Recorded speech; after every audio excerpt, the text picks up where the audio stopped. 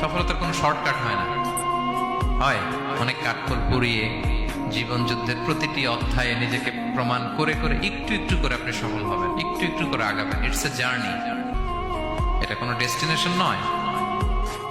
এবং সফল হওয়ার পথ পরিক্রমায় কোনো লিফট নেই, সিঁড়ি বেয়ে উপরে উঠতে হয়। কি বেয়ে? কিন্তু আমরা সফল হতে চাই কিভাবে?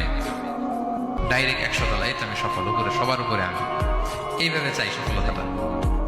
সবার উপরে উঠে যাব, গোল্ড মেডেল গলায় পরাই দিবে, আমরা সাকসেসফুল না। সফলতার রাস্তায় কোনো লিফট থাকে না। কি দিয়ে উঠতে হয়? সিঁড়ি বেয়ে ঘাম জড়িয়ে উঠতে হয়। দেখেন, শুধু আলোর মুখ দেখার জন্য মায়ের পেটে আমাদের কত সময় লাগছে বলেন তো?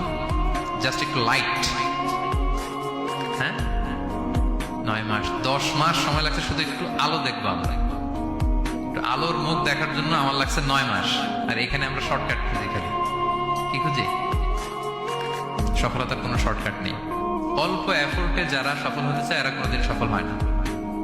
ইউসুফ আলাইহিস সালামের জীবনীটা একটু খেয়াল করেন, একটু একটু করে তিনি সামনের দিকে গিয়েছেন এবং সবশেষে ইজিপ্টের ফিনান্স মিনিস্টার হয়েছে। এজন্য ধৈর্য ধারণ করতে হবে, নিজের সর্বোচ্চটুকু উজাড় করে দিয়ে আপনার রোলটা আপনি প্লে করবেন, এরপর আল্লাহ তাআলার উপর ভরসা রাখবেন। কিন্তু অনেক চেষ্টার পরেও যদি কাঙ্ক্ষিত সফলতা না পান, হতাশ হওয়ার কিছু নাই। কারণ বিশ্বাসীর সফলতা শুধু দুনিয়াতে না, বিশ্বাসীদের সফলতা আখিরাত পর্যন্ত বিস্তৃত। ওইটা আসল সফলতা।